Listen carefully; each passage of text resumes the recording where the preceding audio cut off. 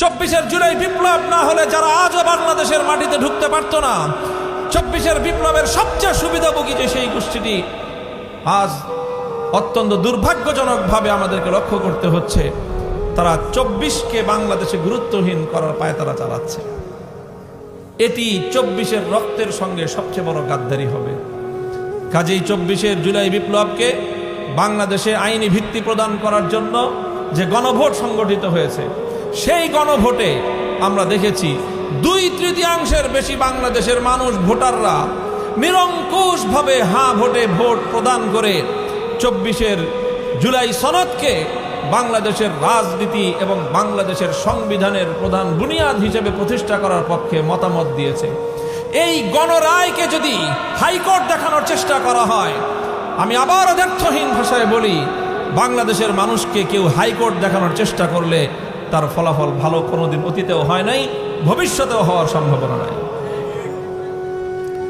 কাজেই আমরা আশা করব যে দেশের মানুষ, যেই মানুষের অধিকার বাস্তবায়নের জন্য অনেক লড়াই সংগ্রাম রক্তপাত অনেক জীবনের বিনিময়ে আজ যে পর্যায়ে এসে দাঁড়িয়েছে, এখানে এসে শহীদের রক্তের সঙ্গে আর নতুন করে কোনো গাদ্দারি বাংলাদেশের মানুষ দেখতে চায় না।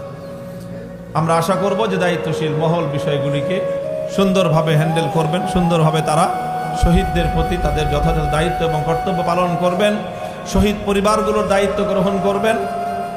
2013 সালের শাপলার বীর শহীদদের শহীদ পরিবারগুলোর দায়িত্ব রাষ্ট্রকে বহন করতে হবে।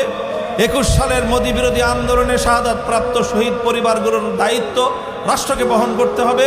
24 জুলাই বিপ্লবে শাহাদাত বরণকারী প্রতিটি শহীদ পরিবারের দায়িত্ব রাষ্ট্রকে বহন করতে হবে। এবং এই 3টি বিপ্লবে যত ভাই বোনেরা তারা আহত হয়ে জীবনের তরে পঙ্গুত্ব বরণ করেছেন, তাদের সকলের চিকিৎসা সহ সার্বিক দায়িত্ব রাষ্ট্রকে বহন করতে হবে।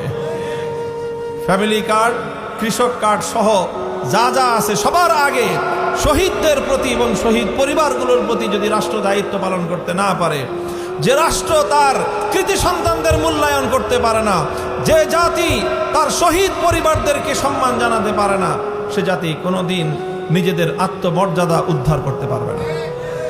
কাজেই এই জন্য আজকে শাপলা স্মৃতি সংসদের এবং শহীদ পরিবারদের আহতদের সম্মানার্থে আয়োজিত আজকের ইফতার মাহফিল থেকে আমি আমার রাষ্ট্র এবং আমার সরকারকে উদাত্ত আহ্বান জানাবো, যেন 13, 21 এবং 24 সকল শহীদ পরিবারদের যথাযথ রাষ্ট্রীয় সম্মাননা দেওয়া হয় এবং রাষ্ট্রীয় ক্ষতিপূরণ যেন দেওয়া হয়, তাদের ভরণ পোষণের দায়িত্ব যেন গ্রহণ করা হয় এবং এই সকল আহতদের সুচিকিৎসা সহ তাদের সার্বিক পুনর্বাসনের দায়িত্ব রাষ্ট্র এবং সরকার যেন গ্রহণ করে, সে উদাত্ত আহ্বান জানাই।